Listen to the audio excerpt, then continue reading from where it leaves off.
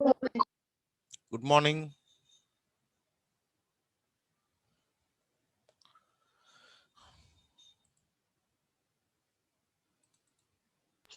Good morning, sir. Good morning, Amma. Morning. Good morning. Good morning. నిన్న మీకు ఒక video చూపిస్తానంటే there was some technical issues were there and I was not able to show it. ఈ రోజు ఈ రెండు వీడియోలు చూపిస్తారు మీకు. సెల్ఫ్ ఇంట్రడక్షన్ ఒకటి, జాబ్ ఇంటర్వ్యూ ఒకటి, mock interview. I think you will be able to listen now. Okay, ఒకసారి విందాం. ఫస్ట్ ఆల్రెడీ సెల్ఫ్ ఇంట్రడక్షన్ ఈమె చెప్పింది విన్నారు కదా, మీకు బాగా అర్థమైందా ఇది? Now will see. దీంట్లో యాక్చువల్గా టెక్స్ట్ ఉందన్నట్టు. ఓకే, దీంట్లో ఏం వీడియో ఏం లేదు. These days, there is a lot to balance. Sound ఏం రాదు దీంట్లో. Okay, But Grammarly ensures you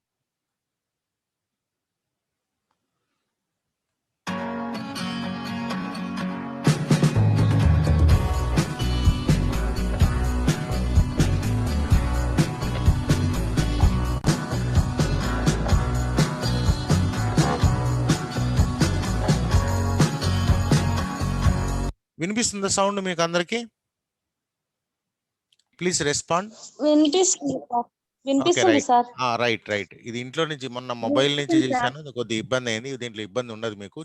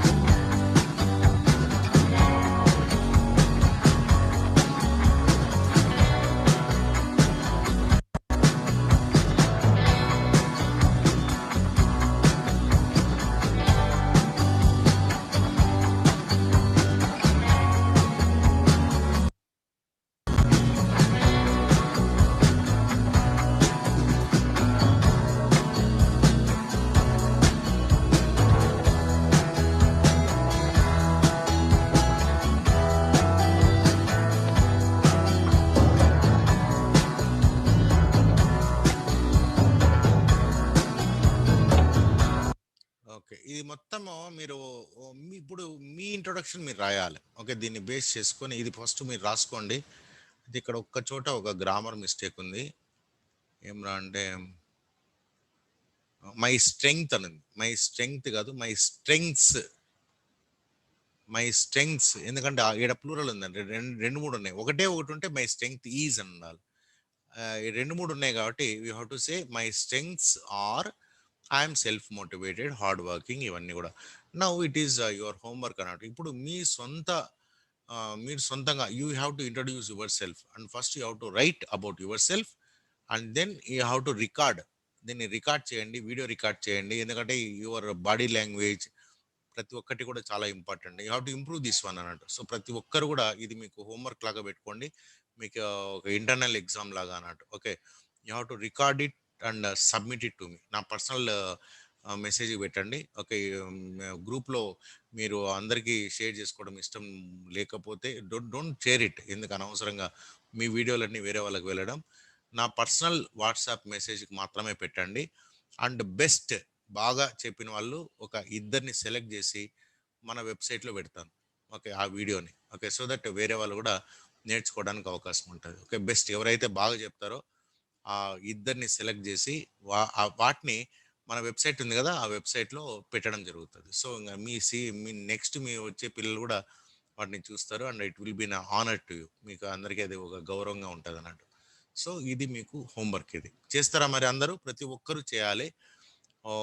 practice చేయండి. ఫస్ట్ ఒకటేసారి డైరెక్ట్గా మీరు వీడియో రికార్డ్ చేసేసేయకండి. ఫస్ట్ మీ అద్దం ముందు నిలబడుకొని ప్రాక్టీస్ చేయండి.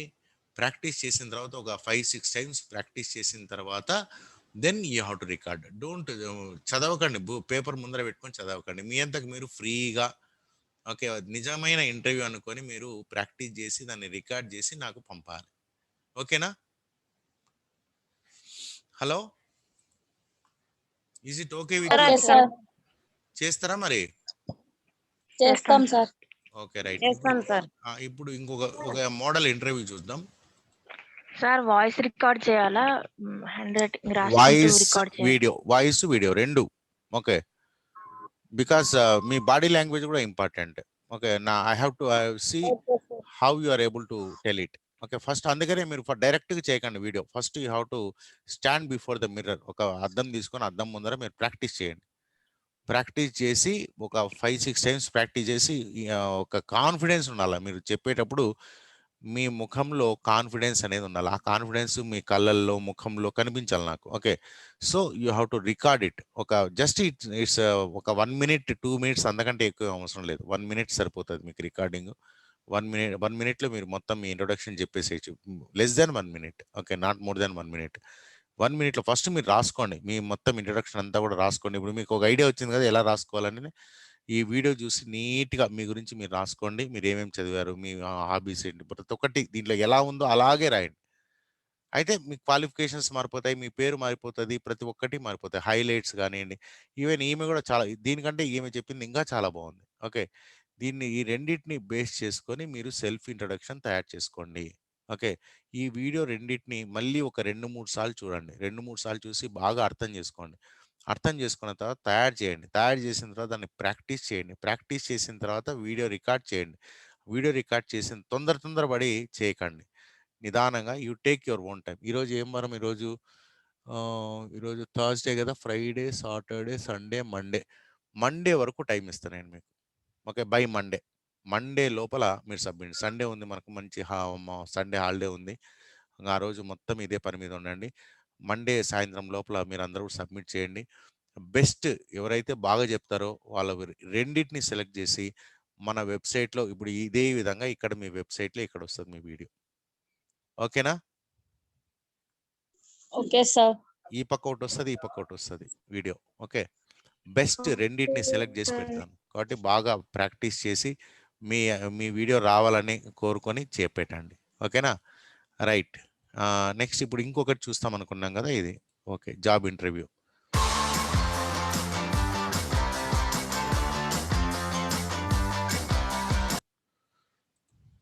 Hi guys, today I'm attending an interview. Sir, Wish video. me luck.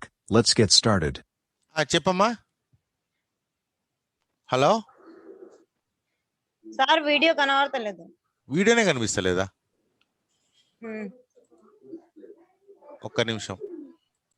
కనిపిస్తలేదు sir. Okay. Just wait. Okay.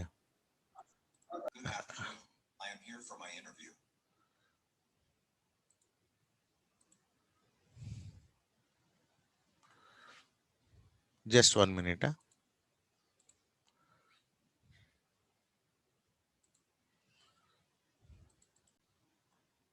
ఇప్పుడు కనిపిస్తుందా? Is it visible now? కనబడతలేదు సార్. ఇంకా రాలేదు సార్. వీడియోనే కనిపిస్తలేదా? ఇదెందుకమ్మా? కనిపిస్తుంది సార్. కనిపిస్తుంది కదా మరి. కనిపిస్తుంది సార్. రైట్. కనిపిస్తుంది సార్. ఓకే. రైట్. ఓకే, ఇప్పుడు నేను స్టార్ట్ చేస్తాను, వినండి. Hey, I'm attending an interview. Wish me luck. Let's get started. Good afternoon. I am here for my interview.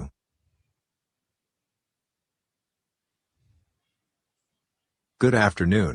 I am here for my interview. మీరు repeat చేయొచ్చు ఈ sound ని. Okay, అందుకనే gap ఇచ్చారు.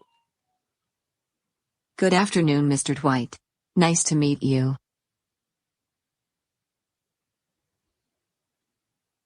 Good afternoon, Mr. Dwight. Nice to meet you. Can you tell me about yourself? Can you tell me about yourself? Sure. I grew up in Japan and studied economics.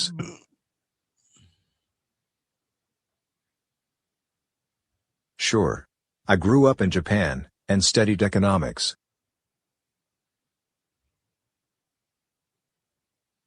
I like cooking and playing basketball. I like cooking and playing basketball. I am an easygoing person. I am an easygoing person. I can work well with everyone. I can work well with everyone. I am a hard worker. I am a hard worker.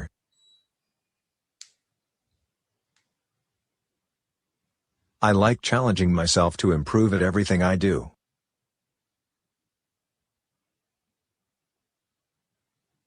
I like challenging myself to improve at everything I do.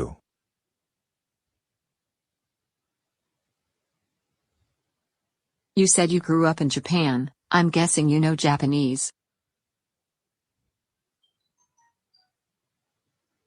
You said you grew up in Japan. I'm guessing you know Japanese.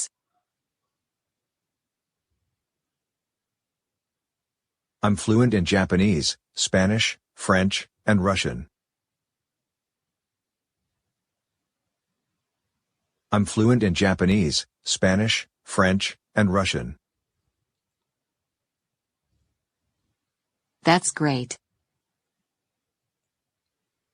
That's great. What are you good at? What are you good at? What are your strengths? What are your strengths?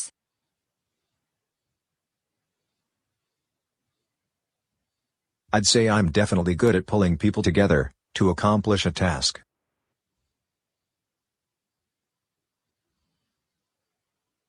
I'd say I'm definitely good at pulling people together to accomplish a task.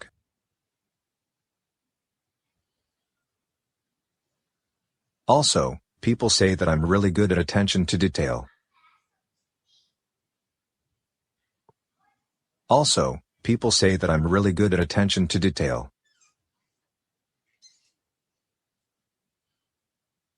What are you not good at? What are you not good at? What are your weaknesses?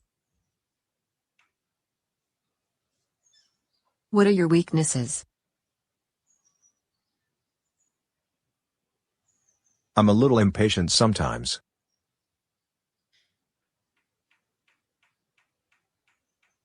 I'm a little impatient sometimes.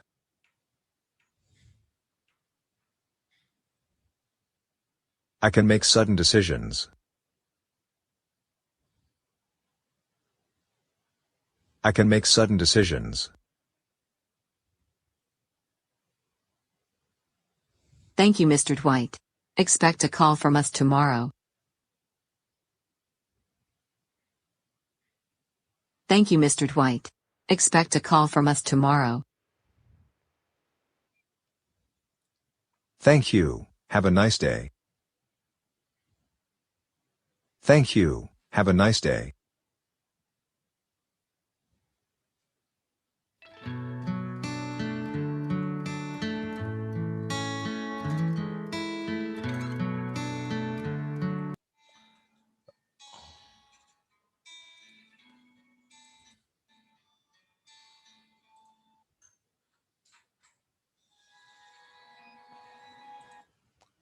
Okay right. ఇప్పుడు మీరు 2 వీడియోలు చూశారు కదా. So with this one we have completed interview skills మొత్తం అయిపోజేసాం మనము. And next what we have is next chapter చూద్దాం.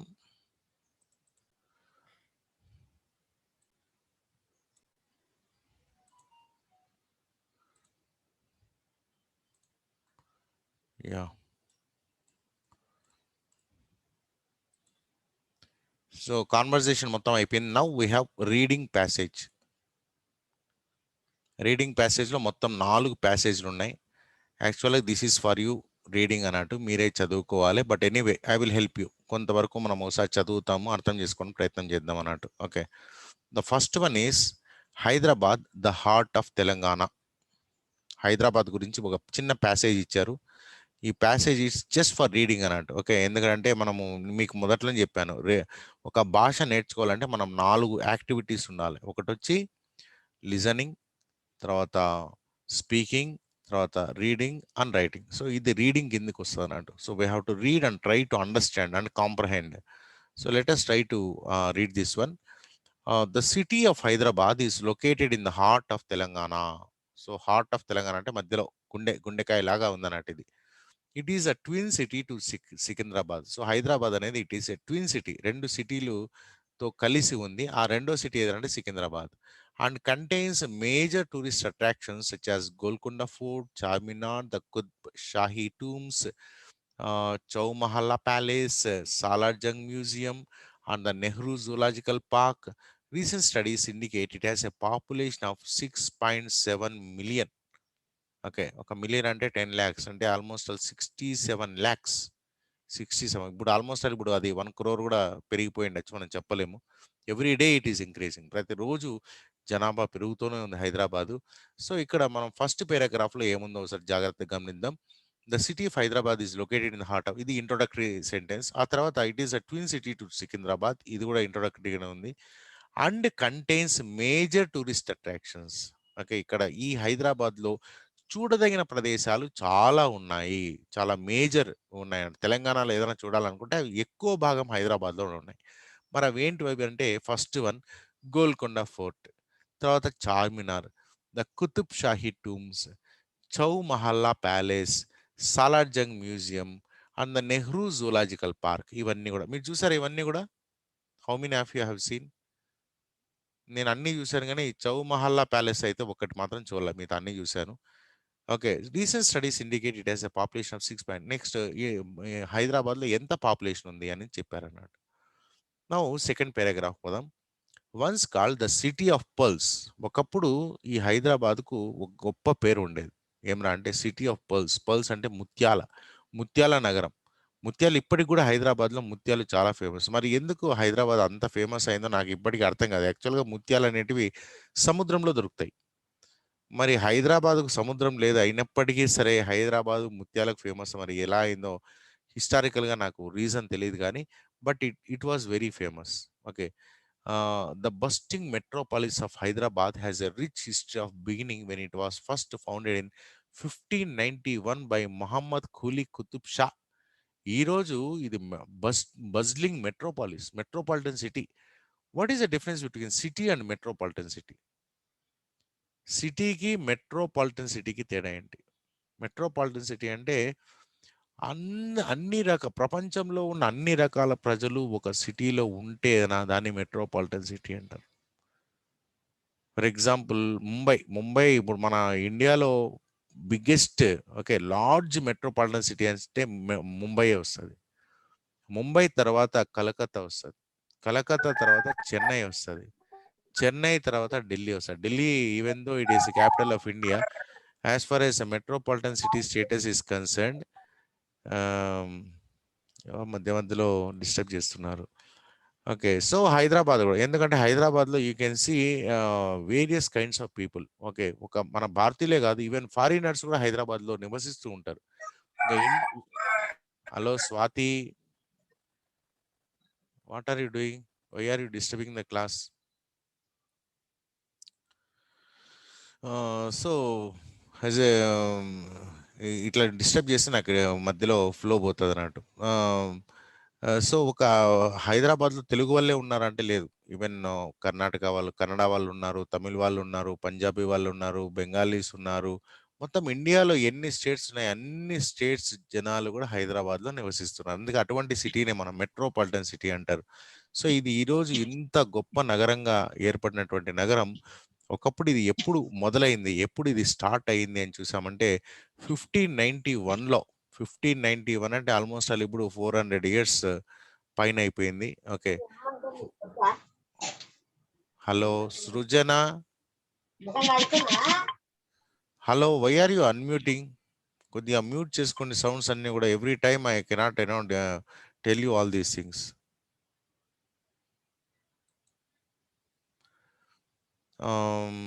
So Muhammad Quli Qutb Shah అనే ఒక నవాబు ఈ నగరాన్ని నిర్మించాడు. ఎప్పుడు స్టార్ట్ అయిందంటే ఇది 1591లో స్టార్ట్ అయింది. ఈ 1724 తర్వాత ఇవన్నీ మైల్ స్టోన్స్ అన్నట్టు, Hyderabad milestones. 1591 it is founded. Okay, Hyderabad నగరం నిర్మాణం అనేది అప్పుడు స్టార్ట్ అయింది. 1724లో Mir Qamaruddin Siddiqi of the Ashraf Jahi dynasty was granted the title of Nizamul Mulk administrator of the realm. 1724లో ఇతనికి నిజాముల్ ముల్క్ అంటే ఒక స్వతంత్ర ప్రతిపత్తి, ఒక స్వతంత్రంగా ఒక రాజు అయినాడు అన్నట్టు. ఎప్పుడు ఎవరు? మీర్ ఖమరుద్దీన్ సిద్దికి అనే అతను 1724లో of the Hyderabad region. So Hyderabad region అంటే ఇప్పుడుండే తెలంగాణ ఒకటే కాదు, కర్ణాటకలో కొంత ప్రాంతం ఉంది, మహారాష్ట్రలో కొంత ప్రాంతం ఉంది. వీటినంతా కలిపి అప్పట్లో హైదరాబాద్ అనేది అనేవాళ్ళు అన్నట్టు. ఓకే, నిజాం పరిపాలన మొత్తం జరిగింది అన్నట్టు. He was the first of 7 Nizams to rule over Hyderabad for a period that lasted approximately 2.5 centuries. సుమారు 2.5 శతాబ్దాల పాటు వీళ్ళ వంశం, ఓకే, నిజాముల్ ముల్క్ వంశం ఈ 2.5 శతాబ్దాలు సుమారు 250 సంవత్సరాలు ఈ హైదరాబాద్ను పరిపాలించడం జరిగింది. మొత్తం 7 డైనాసిటీస్. ఎంతమంది of the Hyderabad region? He was the first of 7 Nizams. 7 డైనాసిటీస్గా 7 నిజామ్స్, 7 మంది నవాబులు కలిపి 250 సంవత్సరాలు పరిపాలన చేశారన్నట్టు. ఓకే, ఇతను మొదట ఎవరు? నిజాముల్ ముల్క్ మీర్ ఖమరుద్దీన్ సిద్దికి అతనితో మొదలు పెడితే మొత్తం 7 మంది నవాబులు పరిపాలించారు 250 సంవత్సరాల పాటు. The city flourished under their reign. So ఆ కాలంలో, వారి పరిపాలనా కాలంలో సిటీ బాగా డెవలప్ అయింది. హైదరాబాద్ చాలా డెవలప్ అయింది. Growing economically and culturally as the Nizams were great supporters of literature, art, architecture and food. So వాళ్ళు హైదరాబాద్ డెవలప్మెంట్కి చాలా కృషి చేశారు. అండ్ ఎకనామికల్గా అంటే ఆర్థికంగా, కల్చరల్గా బాగా డెవలప్ అయింది. కారణం ఏమంటే దే సపోర్టెడ్ లిటరేచర్ సపోర్ట్ చేశారు, ఆర్ట్ కళాకారులను సపోర్ట్ చేశారు, ఆర్కిటెక్చర్ అంటే బిల్డింగ్స్ అండ్ ఫుడ్, వీటినంతా డెవలప్ చేయడంతో హైదరాబాద్ చాలా ఫేమస్ అయిందంట ఆ కాలంలోనే. ఈ 1947 1947లో When India gained its independence, the Nizam of Hyderabad declared his intention of making Hyderabad a separate independent territory, either by gaining dominion status from the British Empire or by sovereign rule. So 1947లో మన దేశానికి స్వతంత్రం వచ్చినప్పుడు అప్పట్లో ఉన్నటువంటి నిజాం ఏం చేశారంటే, భారతదేశంలో నేను కలవను, నేను స్వతంత్ర దేశంగా ఉంటాను. స్వతంత్రంగా హైదరాబాద్ ఏ విధంగా పాకిస్తాన్ ఒక స్వతంత్ర దేశంగా ఏర్పడిందో, అట్లా హైదరాబాద్ కూడా ఒక స్వతంత్ర దేశంగా మేము ఏర్పాటు చేసుకుంటాం, మేము ఇండియాలో కలవము. ఎందుకంటే బ్రిటిష్ వాళ్ళు అప్పుడు ఒక ఆప్షన్ ఇచ్చారు అన్నట్టు. ఏమరా అంటే, పాకిస్తాన్లో అన్నా కలవచ్చు, ఇండియాలో అన్నా కలవచ్చు. అయితే ఇతను పాకిస్తాన్ వద్దు, ఇండియా వద్దు, నేను సపరేట్ దేశంగా ఉంటానని ఒక డిక్లేర్ చేసుకున్నాడు అన్నట్టు. ఎప్పుడు 1947లో. ఏదో by gaining dominion status from British empire నుంచి ఒక స్టేటస్ అంటే ఇండిపెండెంట్ స్టేటస్ కోరుకున్నాడు. లేదంటే తనకు తాను డిక్లేర్ చేసుకోవాలని అనుకున్నాడు. However the newly established Indian government acted swiftly. అయితే ఆ కొత్తగా ఏర్పడినటువంటి స్వతంత్ర భారతదేశం వెంటనే రియాక్ట్ అయింది. ఇనిషియేటింగ్ అన్ operation code named operation polo. దానికి ఒక పేరు పెట్టారు, ఆపరేషన్ పోలో అనే ఒక యాక్షన్ టీమ్ తయారు చేసి ఒక యాక్షన్ తయారు చేశారు. దాంతో హైదరాబాద్ని భారతదేశంలో కలుపుకోవాలి అనేటటువంటి ఒక ఆబ్జెక్టివ్తో, in which the Indian army moved into the state of Hyderabad on 16 September 1948. 16 September 1948లో మొత్తం వీళ్ళందరూ కూడా భారతదేశ సైన్యము హైదరాబాద్ను ఆక్రమించడం జరిగింది. In an attempt to contain and combat the Nizam's army. ఆ నిజామ్స్ ఆర్మీతో యుద్ధానికి వచ్చింది అన్నట్టు. 5 days later, 5 రోజుల్లో ద నిజామ్స్ ఆర్మీ సరెండర్డ్. 5 రోజుల్లో హైదరాబాద్కు వస్తూనే వీళ్ళు సరెండర్ అయిపోయి, నిజాం మొత్తం సరెండర్ అయిపోయినాడు. The Nizam sign the instrument of accession merging the state of Hyderabad into the Indian union. హైదరాబాద్ను భారతదేశంలో కలుపుతూ ఒక అగ్రిమెంట్ పైన సంతకం చేశాడు. ఆ రకంగా హైదరాబాదు భారతదేశంలో 1948 సెప్టెంబర్లో జాయిన్ అయిపోయింది. అంతవరకు అది సపరేట్ దేశంగా ఉండింది అన్నట్టు. Over time, the state of Hyderabad was dissolved as part of the linguistic reorganization of Indian states and Andhra Pradesh was formed. ఆ తర్వాత 1948 తర్వాత మళ్ళీ ఏం జరిగిందో హిస్టరీలో అంటే, ఈ హైదరాబాద్ స్టేట్ మొత్తం ఒక రాష్ట్రంగా ఉండింది అన్నట్టు. దీన్ని 3 ముక్కలు చేశారు. ఎందుకంటే స్టేట్ రీఆర్గనైజేషన్ యాక్ట్ అనేది వచ్చింది అన్నట్టు 1952లోనో 50, I don't remember actually. State reorganisation. So ఈ స్టేట్ రీఆర్గనైజేషన్లో ఆంధ్రప్రదేశ్ ఏర్పడింది, కర్ణాటక ఏర్పడింది. ఇట్లా రకరకాల లింగ్విస్టిక్ స్టేట్స్ అంటే భాషా ప్రయుక్త రాష్ట్రాలు అనేటివి ఏర్పడినాయి. సో ఈ హైదరాబాద్ రాష్ట్రము 3 భాషలకు ఉందంట. ఒకటి తెలుగు ఉంది, మరాఠీ ఉంది, తర్వాత కన్నడ ఉంది. కాబట్టి ఇది 3 భాగాలుగా విడగొట్టి తెలుగు మాట్లాడే వాళ్ళందరినీ ఆంధ్రాలో కలిపేశారు, కన్నడ మాట్లాడే వాళ్ళందరినీ కూడా కర్ణాటకలో కలిపేశారు, మరాఠీ మాట్లాడే వాళ్ళందరినీ కూడా మహారాష్ట్రలో కలిపేశారు. ఓకే, ఈ విధంగా తెలంగాణ 3 ముక్కలైపోయి 3 రాష్ట్రాల్లో కలిసిపోయింది అన్నట్టు. Okay, linguistic organisation of Indian states and Andhra Pradesh was formed on 2nd June. తర్వాత ఆంధ్రప్రదేశ్ నుంచి మనం విడిపోయి మనము కొత్త రాష్ట్రంగా 2014లో ఆంధ్రప్రదేశ్లో ఉన్నటువంటి హైదరాబాద్ సపరేట్ రాష్ట్రంగా ఏర్పడింది అన్నట్టు. Following a moment of separation, Telangana was awarded its own state and Hyderabad was declared the state capital. So ఇప్పుడు ఉన్నటువంటి తెలంగాణ 2014 జూన్ 2లో కొత్త రాష్ట్రంగా ఏర్పడింది. దానికి హైదరాబాద్ రాజధానిగా ఏర్పడింది.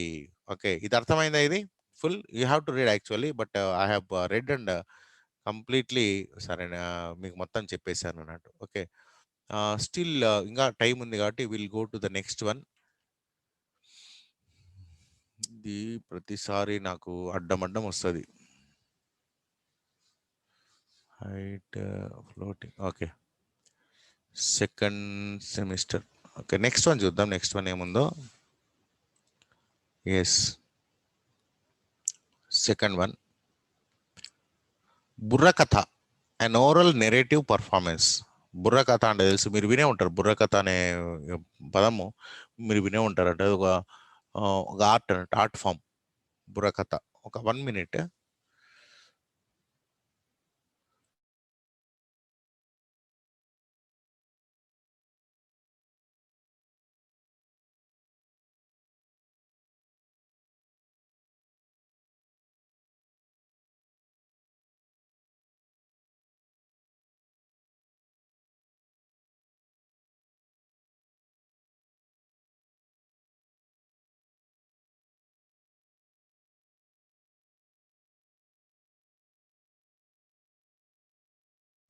Sorry for the disturbance.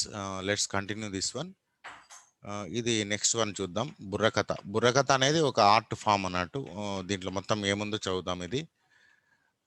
Burrakatha is an art form in which stories are told by performance on a stage. కథలు చెప్పడం అన్నట్టు. ఓకే, వాళ్ళు బుర్ర ఒకటి పెట్టుకొని ఇట్లా తానా తందనా అని పెట్టుకొని కథలు చెప్తారు అన్నట్టు. దాన్ని బుర్ర కథ అంటారు. It is part of the కథా ట్రెడిషన్. ఈ కథ చెప్పే ట్రెడిషన్ లో ఇది ఒక భాగం. అయితే రకరకాలుగా ఉన్నాయంట, ఒక్కొక్క ప్రాంతంలో ఒక్కో రకంగా చెప్తూ ఉంటారు. కథ refers to the story that an artist narrates. కథ అంటే ఓ స్టోరీ. ముఖ్యంగా ఈ కథలన్నీ కూడా మహాభారతము, రామాయణము, ఈ కథలే ఎక్కువగా చెప్పేవాళ్ళు అన్నట్టు. And is so named because of the use of బుర్ర. ఒక బుర్ర పెట్టుకుంటారంట. ఒక మామూలుగా గుమ్మడికాయతో తయారు చేసిన బుర్ర పెట్టుకొని సౌండ్ వస్తుంటారంట ఆ చెప్తూ. Which is short for tambura. దీన్ని సాంస్క్రిట్లో అయితే తంబూరా అంటారు, మనమైతే బుర్ర అంటాం. A stringed instrument shape like a skull and made out of baked clay, copper and dried pumpkin. మరి దీన్ని దేంతో తయారు చేస్తారంటే క్లే, మట్టితో తయారు చేస్తారు, కాపర్ అంటే రాగితో తయారు చేస్తారు, ఆ తర్వాత పంప్కిన్ ఎండిపోయిన గుమ్మడికాయతో కూడా తయారు చేస్తారు అన్నట్టు. Okay, this art form is found in the villages of Telangana. ఇది విలేజెస్ తెలంగాణలోనే కాదు, ఆల్మోస్ట్ ఆల్ మన సౌత్ ఇండియాలో అన్ని రాష్ట్రాల్లో కనిపిస్తుంది. ఆంధ్రాలో కనిపిస్తుంది, తెలంగాణలో కనిపిస్తుంది, ఈవెన్ కర్ణాటకలో కనిపిస్తుంది, తర్వాత తమిళనాడులో కనిపిస్తుంది. ఇవన్నీ కూడా ఇది ఒక ఆర్ట్ ఫామ్ అన్నట్టు. As well as in Rayalaseema and other areas of the farmer state of Andhra Pradesh. So తెలంగాణలోనే కాదు, రాయలసీమ, ఆ తర్వాత వేరే రాష్ట్రాల్లో కూడా మనం కనిపిస్తూ ఉంటుంది. Its name varies from region to రే. అయితే దీని పేరు మాత్రం ఇక్కడ బుర్రకథ అంటున్నారు, కొన్ని చోట ఇంకో రకంగా పేరుతో పిలుస్తూ ఉంటారు. In Telangana it can also be called tambura katha or సరదా కథ. ఓకే, చూడండి దీనికి ఇంకా పేర్లు ఉన్నాయి. తెలంగాణలోనే రకరకాల పేర్లతో పిలుస్తారు. ఒకటి తంబూర కథ అంటారు, ఇంకోటి శారద కథనా సరదా కథనో. శారద ఉంటుంది మోస్ట్లీ. శారద అంటే సరస్వతి కదా, సరస్వతి కథ. Since many Telangana artists consider their stringed instruments to be manifestations of the goddess of Sarada. Yes, Sarada Katha. Sarada అంటే సరస్వతి, సరదా కాదు, శారదా కథ. శారదా అంటే సరస్వతి. ఎందుకంటే ఇవన్నీ కూడా ఎడ్యుకేషన్ కానీ అంతా కూడా సరస్వతి నుంచి వచ్చింది కాబట్టి శారదా కథ అని కూడా చెప్తారు అన్నట్టు ఇక్కడ తెలంగాణలో. The coastal areas of Andhra Pradesh. అయితే కోస్టల్ ఏరియాస్ ఆఫ్ ఆంధ్రప్రదేశ్ పోయినారంటే it is called Jangama katha. చూడండి, జంగమ కథ అని కూడా అంటారట. In Rayalaseema it can be called Tandana katha are సుద్దులు. చూడండి, ఈ రెండు పేర్లు ఉన్నాయి, తందాన కథ అని అంటారు, సుద్దులు అని కూడా అంటారండి. ఎన్ని పేర్లు ఉన్నాయి చూడండి. ఒకటే బుర్రకథ అని చాలా చోట్ల అంటారు, వాటికి ఇంకా వేరే వేరే పేర్లు కూడా ఉన్నాయి. వాటిలో ముఖ్యమైన తంబూర కథ, శారదా కథ, తర్వాత జంగమ కథ, తందాన కథ ఆర్ సుద్దులు అని కూడా అంటారట. మరి ఓకే, మరి ఎక్కడెక్కడ ఏ పేరుతో పిలుస్తారు నాకు తెలిసి బుర్రకథ అయితే నేను చిన్నప్పుడు విన్నాను. సో బుర్రకథ అనే నాకు తెలుసు. మరి మీ ఏరియాలో ఏమేమంటారో మీరే చెప్పాలి. Then Burrakatha began in the form of songs sung by tribal people. ఇంకా జనరల్గా ఈ ట్రైబల్ పీపుల్ ఓకే అంటే ఒక చోట ఉండరండి వీళ్ళు, ఒక చోట నుంచి ఒక చోటికి తిరుగుతూ ఉంటారు. నోమాడిక్ పీపుల్ అని కూడా అంటారు వీళ్ళు. అంటే వాళ్ళకు పర్టికులర్ ఊరు అంటూ ఒక ఇల్లు అంటూ ఏముండదు. కొన్ని రోజులు ఊర్లో ఉంటారు, మళ్ళీ కొన్ని రోజులకి వేరే ఊరికి వెళ్ళిపోతుంటారు. వీళ్ళు పోయి వాళ్ళ ఆహారం కోసము, సంపాదన కోసం ఆ ఊర్లో పోయిన రోజులు ఈ బుర్రకథ చెప్పుకుంటూ వాళ్ళ కాలం గడుపుతూ ఉంటారంట. నొమాడిక్ ఫోక్లోర్ ఆర్ కుల పురాణం. చూడండి, కుల పురాణం suggest the ancestors of one such tribe were cursed by the goddess Parvati to live a difficult life, constantly moving from place to place like nomads. Parvatidevi వాళ్ళ కులానికి అంటే ఈ బుర్రకథ చెప్పే వాళ్ళకి ఒక శాపం ఇచ్చిందంట. వీళ్ళు ఎప్పుడు ఒక చోట ఉండకూడదు, తిరుగుతూనే ఉండాలి అని. అందుకని వీళ్ళు ఒక చోట ఉండకుండా తిరుగుతూ ఆ దేవుడి కథలు చెప్పుకుంటే వాళ్ళ పాపం పోతుంది అన్నట్టుగా కథలు చెప్తూ ఉంటారు. Since then this tribe has been known as the Jangam tribe. So వీళ్ళనే, ఈ కథలు చెప్పే వాళ్ళనే జంగమోళ్ళు అనేది అంటారు అన్నట్టు. ఓకే, మన తెలంగాణలో కూడా ఈ జంగం క్యాస్ట్ అంటే ఇప్పుడు అందరూ అది పని చేస్తున్నారని కాదు, ఇప్పుడు వాళ్ళు కూడా మంచి ఉద్యోగాలు చేస్తున్నారు, బాగా చదువుకొని ఒక చోట సెటిల్ అయిపోయినారు. ఒకప్పుడు వీళ్ళని జంగమోళ్ళు అనేవాళ్ళంట. వీళ్ళు ఒక చోట ఉండరండి, తిరుగుతూ ఉంటారు అన్నట్టు. The 12th century they were greatly influenced by A Saint called Basava of Karnataka. ఇంకా కర్ణాటకలో బసవ అనేది ఒక చాలా గొప్ప సోషల్ రిఫార్మర్ అన్నట్టు. అతను ఒక సపరేట్ మతాన్ని ముఖ్యంగా ఈ శైవ మతం తీసుకొని వచ్చాడు. వీరశైవిజం అంటారు, వీరశైవిజం. ఎందుకంటే ముఖ్యంగా ఈ అంటరాని వాళ్ళని గుళ్ళలోకి రానియకుండా అడ్డుకోవడం ఇవన్నీ మనం వింటూ వచ్చామన్నట్టు. ఓకే, అయితే 12వ శతాబ్దంలో ఈ బ్రాహ్మణులకు వ్యతిరేకంగా ఒక కొత్త ఉద్యమం తీసుకొని వచ్చిన అతను బసవ అంటే మనకు డైరెక్ట్గా దేవుడు శివుడిని ఎవరైనా పూజించవచ్చు. వాళ్ళు శివలింగాన్ని ధరిస్తారు అన్నట్టు. శివలింగాన్ని ధరించి బ్రాహ్మణులాగా కొంతమంది లింగాయత్స్ అని కూడా అంటారు. వాళ్ళు ఈవెన్ నాన్ వెజ్ కూడా తింటారు అన్నట్టు. నాన్ వెజ్ తినరు, చాలా ప్యూర్గా ఉంటారు అన్నట్టు. మరి వీళ్ళంతా ఎవరంటే యాక్చువల్గా దళితులే అన్నట్టు. వీళ్ళంతా కూడా ఒకప్పుడు వీళ్ళంతా దళితులే. ఎవరైతే అంటరాని వారు అనుకున్నామో వాళ్ళందరినీ ఈ మతంలోకి తీసుకొని వచ్చి, వీరశైవిజంలోకి తీసుకొని వచ్చి వాళ్ళని వీరశైవైట్స్ గా మార్చాడు. సో ఈ జంగమోళ్ళందరూ కూడా ఈ బసవ చెప్పినటువంటి బోధనలన్నీ విని వాళ్ళు చాలా ఇన్ఫ్లుయెన్స్ అయ్యారన్నట్టు. And eventually adopted Veerashaivism as a religion. So వీళ్ళందరూ జంగమోళ్ళందరూ కూడా వీరశైవిజాన్ని అడాప్ట్ చేసేసుకున్నట్టు. అంటే హిందూ మతంలో నుంచి వీరశైవిజం అనేది కూడా హిందూ మతమే. ఓకే, అది కూడా భాగమే. అట్లయితే వీరశైవిజం వాళ్ళంతా హిందువులు కాదా అంటే కాదంట. వీరశైవిజం స్పాట్ కాకపోతే ఒక తేడా ఏమనంటే హిందూయిజంలో ఈ బ్రాహ్మణిజం అనేది ఉందన్నట్టు. బ్రాహ్మిన్స్ మాత్రమే గొప్పవాళ్ళు అని. అలా కాకుండా వీరశైవిజంలో శివుణ్ణి పూజించే వాళ్ళందరూ గొప్పవాళ్ళే అనేటటువంటి ఒక కొత్త తత్వం తీసుకొని వచ్చారు అన్నట్టు.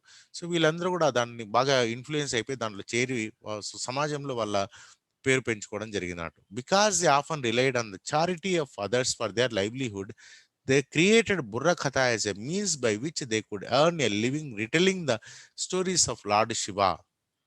సో వీళ్ళందరూ కూడా ఇంకా బ్రతకడానికి ఏదో ఒక మార్గం కావాలి కదా. సో ఈ బుర్ర కథ అనే దాన్ని వాళ్ళే డెవలప్ చేశారు. ఊరికి పోయి బుర్ర కథ చెప్పి వాళ్ళు ఆ డబ్బులు సంపాదించడం, వాళ్ళు బ్రతకడానికి కావాల్సినటువంటి బియ్యము అన్ని కూడా తీసుకోవడానికి ఈ బుర్ర కథను సృష్టించారు. ఈ బుర్ర కథలో మెయిన్గా రామాయణము, మహాభారతం కథలు చెప్తారు. అంతేకాకుండా ముఖ్యంగా కొంతమంది వీరశైవైట్స్ ఉంటారు కదా, వీళ్ళు శివుని కథ చెప్తూ ఉంటారు అన్నట్టు. సో మొత్తమైన దేవుని కథలే చెప్తారు, ఇంకా వేరే కథలు చెప్పరు, దేవుని కథలే చెప్తూ ఉంటారు అన్నట్టు. A performance consists of a story told by a team of 2 or 3 people who are often from the same family. జనరల్గా వాళ్ళు 2-3 కలిసి కథ చెప్తారు, ఒకటే ఫ్యామిలీ వాళ్ళు ఉంటారు అన్నట్టు వాళ్ళు. The main storyteller of the performance is known as కథకుడు. ఆ మెయిన్ కథ చెప్పేవాడిని కథకుడు అంటారు. అటువైపు ఇటువైపు ఇద్దరు నిలబడుకుంటారు, వాళ్ళు తందాన కొడుతుంటారు అన్న అయ్యో క్వశ్చన్లు అడుగుతూ ఉంటారు. అది ఎందుకు అట్లయింది, ఆ తర్వాత ఏమైంది అనే కథ వీళ్ళు క్వశ్చన్ అడిగితే ఇంకా ఆయన సమానం చెప్తూ ఉంటారు. అట్లా అదొక performance. And that person narrates a story to the accompaniment of music produced by the tambura. అతను